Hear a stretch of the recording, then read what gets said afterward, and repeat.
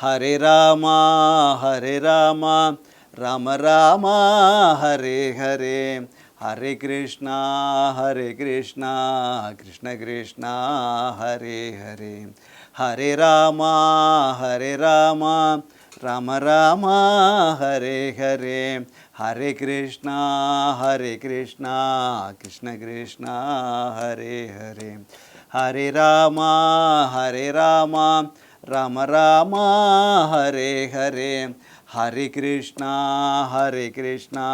கிருஷ்ண கிருஷ்ணா ஹரே ஹரே கிருஷ்ணாய வாசுதேவாய ஹரயே பரமாத்மனே பிரணதக்லேசநாசாய கோவிந்தாய நமோ நமः கலயே சுந்தராகாரம் சதைக பிரியதர்ஷனம் அஞ்ஞானநாசகம் தேவம் சத்குரும் முரளீதரம் சத்குருநாத் மகாராஜ் கி ஜெய்.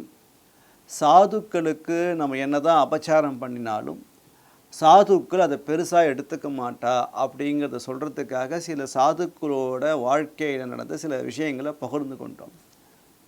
இங்கே பரீட்சித்து மகாராஜா காட்டுக்கு வேட்டையாட வந்தவன் பசிதாகத்தினால ரொம்ப தூரம் வந்துட்டான். பசிதாகம் ஜாஸ்தி ஆகிடுத்து. அதனால் பக்கத்தில் எங்கேயும் ஜலாசயம் இருக்கா, எங்கே தண்ணி கிடைக்குமா, தீர்த்தம் கிடைக்குமான்னு சொல்லிட்டு தேடுறப்போ ஒரு ஆசிரமத்தை பார்த்தான். அங்கே ஷமீகர்னு சொல்லிட்டு ஒரு ரிஷி உண்மையிலேயே தபஸ் பண்ணிகிட்டு இருந்தார். அவரை பார்த்ததும் எனக்கு என்ன தோணித்துன்னா, இப்படி கூட ஒருத்தர் வந்து ரொம்ப ஸ்டாண்ட்ஸ்டில் உட்காந்துட்டு இருக்க முடியுமா, இது மாதிரி ஸ்டேட்டில் ஒருத்தர் இருக்க முடியுமா, ஏன்னா நம்மளால் ஒன்று முடியலன்னு சொன்னாக்க நம்மளுக்கு என்ன ஆனாக்க ஒரு பொறாமை வரும். அதெல்லாம் சும்மாப்பா டூப்புப்பான்னு சொல்லுவோம் இல்லையா, அது மாதிரி பரிசுத்து நினச்சான். கொஞ்ச நேரம் நினச்சான். பசிதாகத்தை அப்படி நினைக்கிற ஆள் கிடையாது. பட் தண்ணி தாகம் இருக்கிறதுனால என்ன ஆகிடுதுன்னு கேட்டாக்க அந்த கழிவேறு ஆவேசம் ஆகிடுத்து அவருக்கு, பிரவேசம் ஆகிடுத்து அவருக்கு. அதனால் என்ன நினச்சானாக்க உண்மையிலேயே வந்து தபஸ் பண்ணுறாரா இல்லை தபஸ் பண்ணுற மாதிரி நடிக்கிறாரா அப்படின்னு நினச்சான். உடனே என்ன பண்ணால், அப்படியே போயிருக்கலாம், பக்கத்தில் வந்து ஒரு இறந்து போன பாம்பு இருந்தது, அதை எடுத்து அவர் கழுத்தில் போட்டான். எதுக்காக அப்படின்னா, இவர் உண்மையிலே தபஸ் பண்ணுறதா இருந்தாக்கா அவர்கிட்ட எந்த சலனமும் இருக்கப்படாது. தபஸ் பண்ண நடிக்கிறாரா இருந்தாக்க போட்டாக்க உடனே வந்து ஒரு டப்பு கண்ணு திறந்துடுவார், பார்த்துடலாம் அப்படின்னு நினச்சான். சில மகான்கள் சொல்கிற அதனால் போடலை, அவரை பார்க்குறதுக்கு சிவபெருமான் மாதிரி இருந்தார், சிவன் மாதிரி இருக்கிற சிவனுக்கு வந்து நாகாபரணம் வந்து ரொம்ப முக்கியம், அதனால வந்து நாகத்தை எடுத்து போட்டான் அப்படின்னு சில பேர் சொல்கிறான். சரி, அவர்கிட்ட எந்த சலனமும் இல்லை, என்ன பண்ணியிருக்கலாம், பரிசுத்தா அவருக்கு நமஸ்காரம் பண்ணிட்டு போயிருக்கலாம், பண்ணல, அப்படியே போயிட்டான். இப்போ சாதுக்களுக்கு ஒரு அபச்சாரம் பண்ணிட்டான்.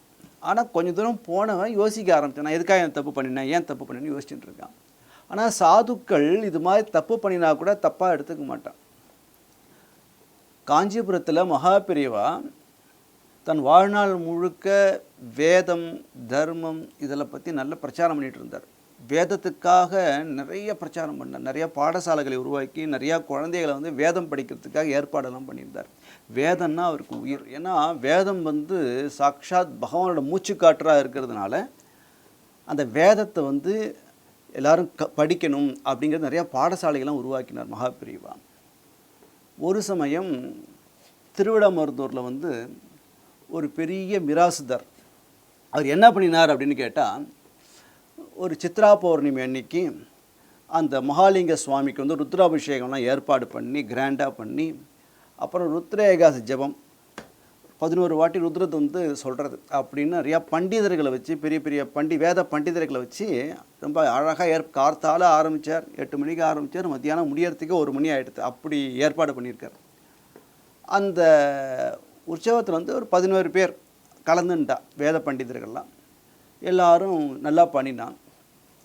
அதை முடிச்சுட்டு அந்த மிராசுதார் என்ன பண்ணினார் அப்படின்னாக்கா, அந்த பிரசாதத்தை எடுத்துட்டு காஞ்சிபுரத்துக்கு வந்தார். செங்கல்பட்டு வரைக்கும் ட்ரெயினில் வந்துட்டு அங்கேயே வந்து பஸ்ஸை பிடிச்சி காஞ்சிபுரத்துக்கு வந்துட்டார். அன்றைக்கின்னு பார்த்தா காஞ்சிபுரத்தில் வந்து கூட்டமான கூட்டம். அந்த கூட்டத்தில் எப்படி வந்து பெரியவாளை பார்க்க போகிறோன்னு தெரியலையே அப்படின்ட்டு அவர் வந்து பிரசாதத்தை கொடுக்கணுமே பெரியவாளுக்கு பிக்ஷைக்கு முன்னாடி அப்படின்ட்டு அவர் காத்துட்டுருக்கார். சரியான கூட்டம். அதுக்கப்புறம் பார்த்து பொறுத்து பார்த்து அந்த மிராசுதார் இல்லையா, என்ன பண்ணார், எல்லாம் நான் வழி விடுங்கோ, நான் பிரசாதம் எடுத்து வந்திருக்கேன், திருடாமதுரை பிரசாதம் எடுத்து வந்திருக்கேன், வழி விடுங்கோன்னு சொன்னார். யாரோ ஒரு சிப்பாந்தி வந்து டக்குன்னு அவருக்கு வழி விட்டா, முன்னாடி வந்தார், பிரசாதத்தை வச்சார். அப்போ தான் பூஜையை முடிச்சுட்டு உட்காந்துருக்கார் மகாபிரிவா. உட்கார்ந்ததும் அந்த மிராசுதார் வந்து அந்த பிரசாதத்தை வந்து கொண்டு வந்து வச்சார். ஜாடையாலேயே கேட்டார், என்னது அப்படின்னு கேட்டார். இது மாதிரி வந்து நான் திருவிடாமருதூர்லேருந்து வரேன். என்ன விசேஷம்? அங்கே வந்து மகாலிங்க சுவாமிகளுக்கு வந்து நேற்றுக்கு சித்ரா பௌர்ணமியை முன்னிட்டு ருத்ரேக ஜபம்லாம் பண்ணினோம். பெரிய அபிஷேகம்லாம் ஏற்பாடு பண்ணியிருந்தது. அந்த பிரசாதம் அப்படின்ட்டு அது ஒரு பெரிய தட்டில் வந்து மூங்கில் தட்டில் வந்து அந்த பிரசாதத்தெல்லாம் விபூதி, வில்வ இலைகள் இதெல்லாம் வச்சு சந்தனம் குங்குமம்லாம் வச்சு கொடுக்குறார். அவர் கேட்டார், மகாபிரிவை கேட்டார், மொத்தம் எவ்வளோ வேதம் படித்த பண்டிதா கலந்துண்டா அப்படின்னு கேட்டார். 11 பேர் கலந்துண்டா பிரிவா அப்படின்னார். சந்தோஷம். எப்போ ஆரம்பிச்சேல்? கார்த்தால ஒரு 8 மணிக்கு ஆரம்பித்தோம். எப்போ பூர்த்தியாச்சு? மத்தியானம் 1 மணி ஆகிடுது பிரிவா. வெரி குட் அப்படின்னு சொல்லிட்டு கேட்டார். அப்புறம் கேட்டார், அப்புறம் வேற என்ன ஏற்பாடு பண்ணியிருந்தார், யார் யாரெல்லாம் வந்திருந்தா அப்படின்னு கேட்குறப்ப அந்த மிராசுதார் வந்து யார் யாரெல்லாம் கலந்துட்டாங்க அந்த கையில் ஒரு பேப்பர் வச்சுருந்தார். யார் அந்த பேர்லாம் வாசிக்கிறேன், ஏன்னா அவர் தான் பணம் கொடுத்துருக்கார் அவளுக்கெல்லாம். அதனால் அந்த லிஸ்ட்டை படிக்கிறார். இது மாதிரி வந்து இந்த பெரிய கணபாடிகள், இந்த ஸ்ரௌதிகள், இவர் எல்லா தீட்சிதர் இவெல்லாம் கலந்துட்டுருக்காங்க. ஒரு ரப்பி பிடிக்கிறார். உடனே மகாபிரியா வந்து குறுக்க இடமறிச்சு சேர்க்கிறார். இல்லை தேப்பெருமானுள்ளூர் வெங்கடேசன் கணபாடிகள் வந்தாரா அப்படின்னு கேட்டார். உடனே அந்த மிராசுதாருக்கு ஒரு ஷாக். என்னென்ன கரெக்டாக சொல்கிறார் இவர் அப்படின்னு சொல்லிட்டு, ஆமாம் பெரியவா அவர் வந்தார். உடனே மகாபிரிவை கேட்டால், ரொம்ப வயசாகிடுத்து அவருக்கு, இப்போ 81 பிராயம் இருக்குன்னு நினைக்கிறேன் அப்படின்னார். ஆமாம் பெரியவா வயசாகிடுத்து, ஆனால் அவர் ஏன் போட்டோன்னு எங்களுக்கு தோணித்து. பெரியவாளுக்கு கோவம் வந்துடுது. கோவமே படமாட்டார், கோவம் வந்துடுது அவருக்கு. என்ன சொல்கிற நீ? ஆமாம் பெரியவா மற்ற 10 பேரும் அழகாக ஜெபம் பண்ணா, இவர் வந்து 81 வயசு ஆகிடுத்தா, கொஞ்ச நேரம் தூங்கிட்டார், கொஞ்ச நேரம் வந்து சரியாக ஜெபம் பண்ணல, எனக்கு வந்து அந்த கவுண்டிங் வந்து சரியாக வரல, இவரால் கொஞ்சம் பிரச்சனை ஆகிடுது அப்படின்ற மாதிரி அந்த மிராசத்தை எடுத்தாரா இல்லையோ கோவம் வந்துடுது. என்ன சொன்ன நீ? அவர் வந்து 11 வயசுலேருந்து இந்த க்ஷணம் வரைக்கும் அவர் ருத்ர ஜெபம் பண்ணிட்டுருக்கார். அவர் நாட்டி நரம்பு எல்லாமே ருத்ரம் உள்ளே பூந்துருக்கு. அவருக்கு மந்திரம் ஃபுல்லாக மந்திர சுரூபமாக இருக்கார். அவர் வந்து அவர் மூச்சு காத்துக்கு பட்டாலே போகும், அப்படிப்பட்ட உத்தமர் அவர். அவரை போய்ட்டு சரியாக சொல்லுன்னு சொல்கிறியே, தப்புப்பா அது மாதிரி சொல்லக்கூடாது, வேதம் படித்தவாளை அவமதிக்கக்கூடாது அப்படின்னா டப்புன்னு காலை விழுந்துட்டார். மன்னிச்சுக்கணும் பிரிவா, தெரியாமல் சொல்லிட்டேன், மன்னிச்சுங்கோ. அதுக்கப்புறம் என்ன நடந்தது? கொஞ்ச நேரம் 10 நிமிஷம் கண்ணை மூடிட்டு தியானம் பண்ணிட்டு சொன்னார். அதுக்கப்புறம் என்ன நடந்தது அப்படின்னார். அப்புறம் எல்லாருக்கும் சம்பாவனை பண்ணினோம். எல்லாருக்கும் சமமாதான் கொடுத்தியா அப்படின்னு கேட்டார். ஆமாம் பெரியவா எல்லாருக்கும் சமமாக கொடுத்தேன். நல்லா யோசித்து சொல்லு அப்படின்னார். இல்லை பெரியவா அந்த 10 பேருக்கு வந்து சமமாக கொடுத்தேன், இவருக்கு மட்டும் இந்த கணபாடிகளுக்கு மட்டும் கம்மியாக கொடுத்தேன். மற்றவர்களுக்கெல்லாம் எவ்வளோ கொடுத்தேன்? எல்லாருக்கும் 10 ரூபா கொடுத்தேன். அந்த காலத்தில் 10 ரூபா கொடுத்தோம், இவருக்கு மட்டும் 7 ரூபா கொடுத்தேன். இது மாதிரி வந்து ஒருத்தருக்கு வந்து இது பண்ணுறப்ப ஹானர் பண்ணுறப்ப அந்த சம்பாவனை கொடுக்குறப்ப அதில் பாரபட்சம்லாம் இருக்கக்கூடாதுப்பா, எல்லாருக்கும் சமமாக தானே கொடுக்கணும். ஏன் இவருக்கு மட்டும் கம்மியாக கொடுத்தேன்? ஏன்னா அவர் சரியாக சொல்லுங்கிற காரணத்துக்காகவா? அவருக்கு வயசாகிடுத்துப்பா. அவர் வந்து 11 வயசு சொல்லிகிட்டு இருக்கார். எப்பேற்பட்ட மகா புருஷர் அவர், நல்ல சத் பிராமணர் அவர், வேதத்தை அப்படி கரைச்சி குடிச்சிருக்கார். ஏதோ அவருக்கு தள்ளாமல் சொல்லணுங்கிற ஒரு ஆசை, ருத்ர ஜபத்தில் கலந்துக்கணுங்கிற ஒரு ஆசை, அதனால் வந்திருக்கார், ஜபமும் பண்ணியிருக்கார். அவருக்கு மட்டும் ஓரவஞ்சனை பண்ணிட்டியே, தப்பாச்சேது அப்படின்னு மகாபிரிவா சொன்னார். உடனே திருப்பி வந்து நமஸ்காரம், மன்னிச்சுங்க பெரிய, தெரியாமல் நடந்து. அதுக்கப்புறம் அவளுக்கு ஆகாரம் எப்படி ஏற்பாடு பண்ணியிருந்தேன் அப்படின்னார். அங்கே பக்கத்துலேயே ஒரு பெரிய பிராமணராத்தில் வந்து ஆகாரம் ஏற்பாடு பண்ணியிருந்தோம் அப்படின்னதும் மகாபிரிவா பேச ஆரம்பித்தார். ஒரே கூட்டமாக இருக்குது, எல்லாருக்கும் அந்த ஜனங்கள்லாம் சேவார்த்திகள்லாம் அவங்க நின்றுட்டுருக்கா, எல்லாம் கேட்டுருக்கா. ரொம்ப டீட்டெயிலாக பேசிகிட்டு இருக்கா, இந்த கான்வர்சேஷன் எல்லாம் கேட்டுருக்கா. நீ பரிமாறினியோ சக்கரை பொங்கல் அப்படின்னாரு. ஆமாம் பெரியவா எல்லாம் வேதம் படிச்சிருக்கா, அதனால் வந்து என் கையாலேயே பரிமாறினேன். ஆமாம் சக்கரை பொங்கல் நன்னா பண்ணியிருந்த போல் இருக்குது, நிறையா நெய் ஒழுக அதில் பாதாம் பருப்பு எல்லாம் முந்திரி பருப்பு திராட்சைலாம் போட்டு ரொம்ப அற்புதமாக பண்ணியிருந்தேன். உன் கையால் எல்லாருக்கும் போட்டேன், நல்லா தெரியறது, எனக்கும் தெரியறது அப்படின்ட்டு.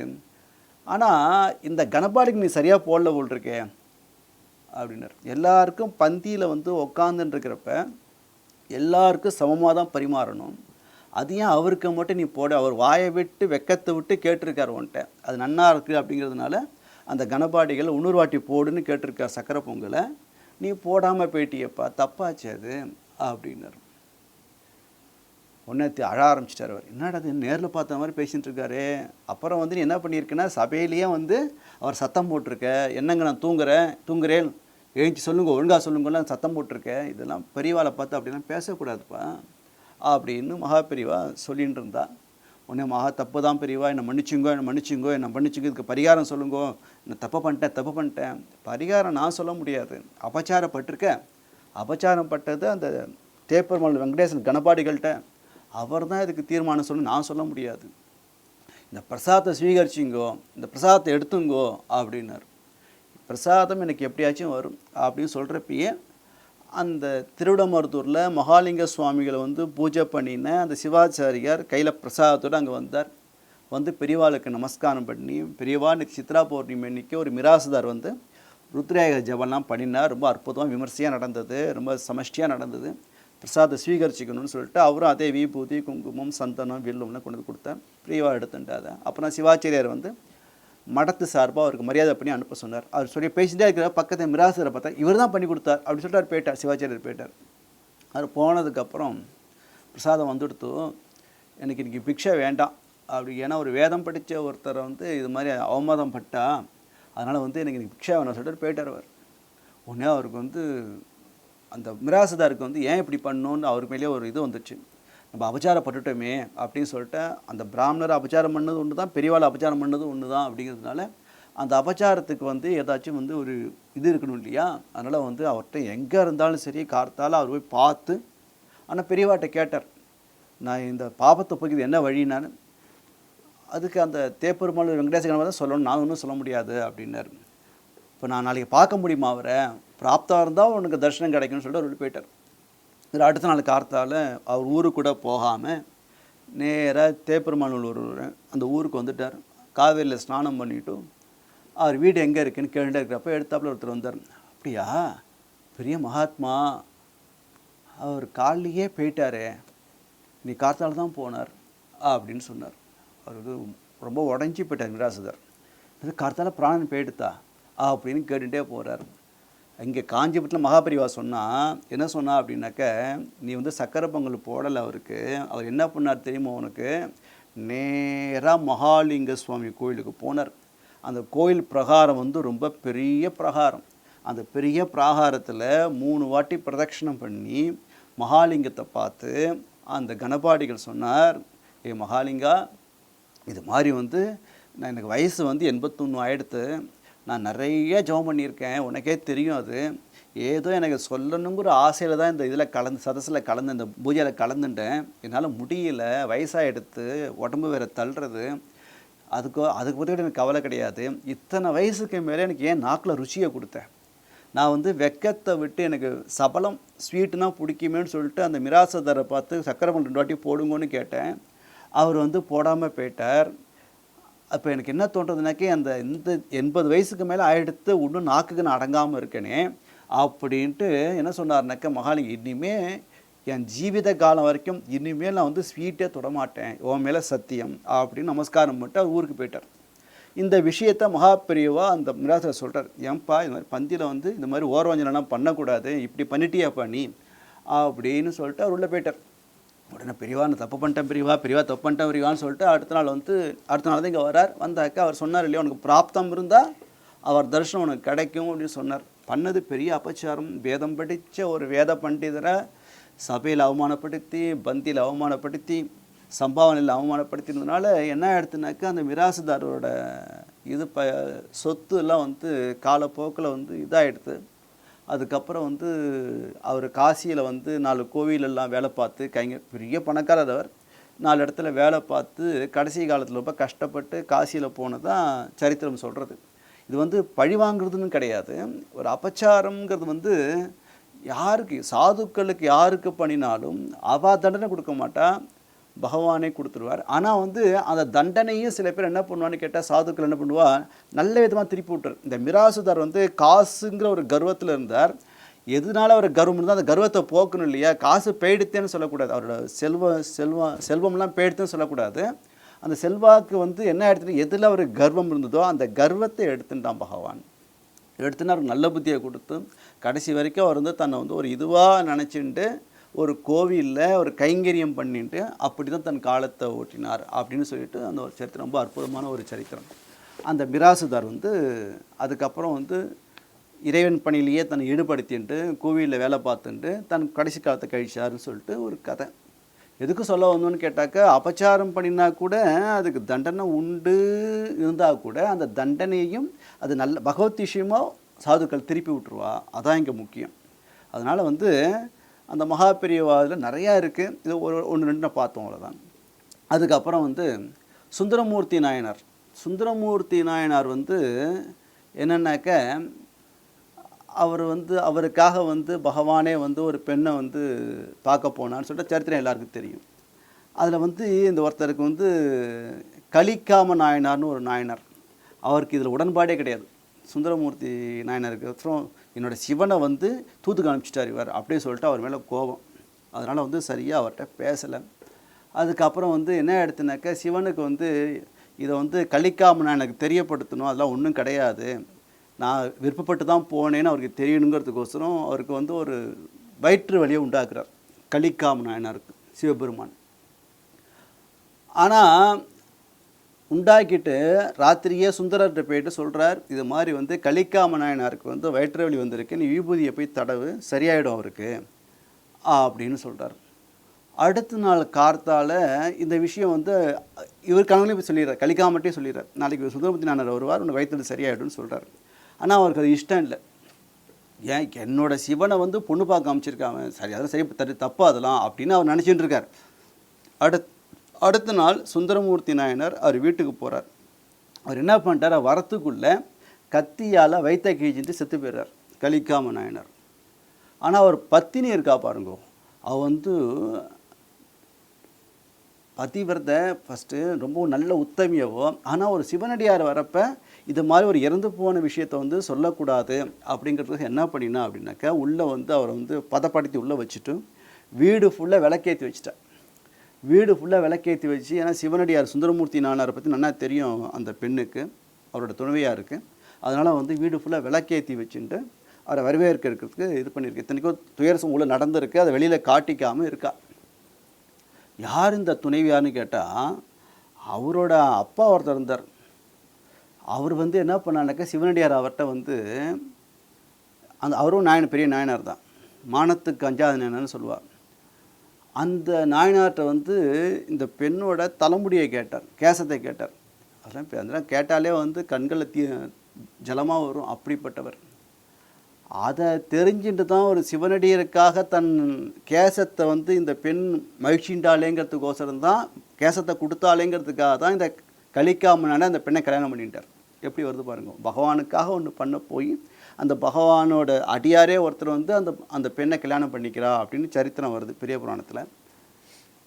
இந்த பெண் கலிக்காம நாயனரை வந்து உள்ளே வச்சுட்டு வீடு ஃபுல்லாக விளக்கேற்றி வச்சு இந்த சுந்தரமூர்த்தி நாயனரை உள்ளே கூப்பிட்றா.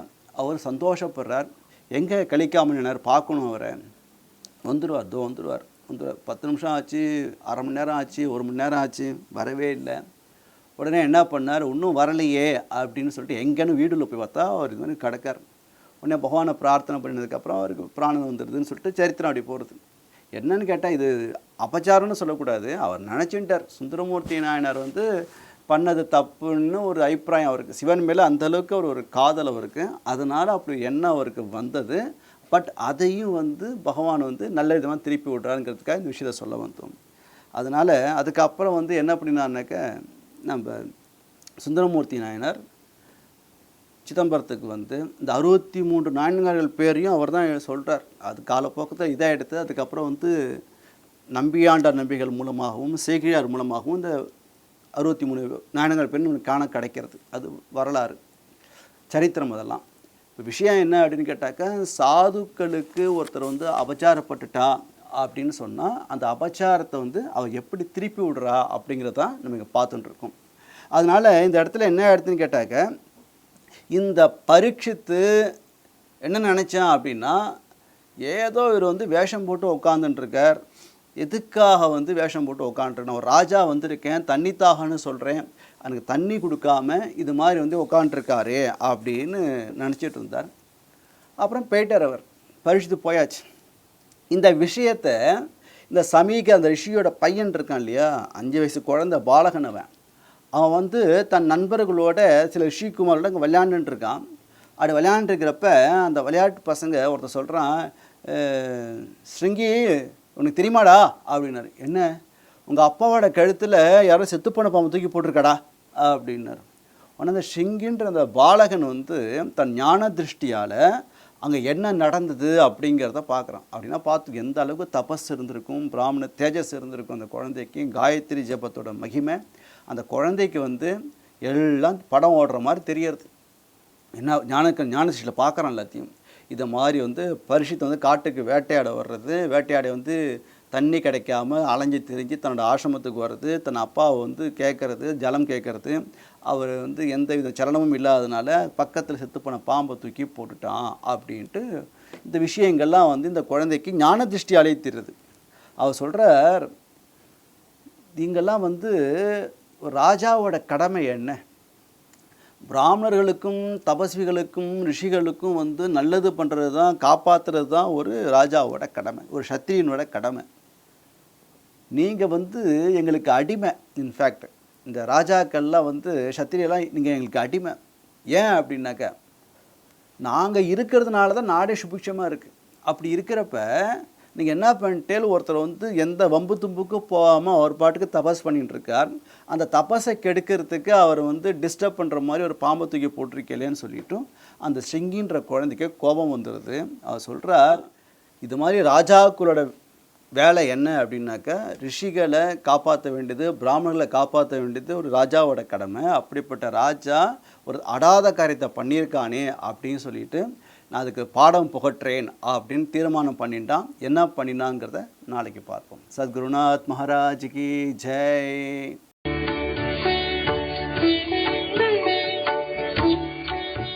தமிழில் முதல் பக்தி சேனல் சாய் டிவி.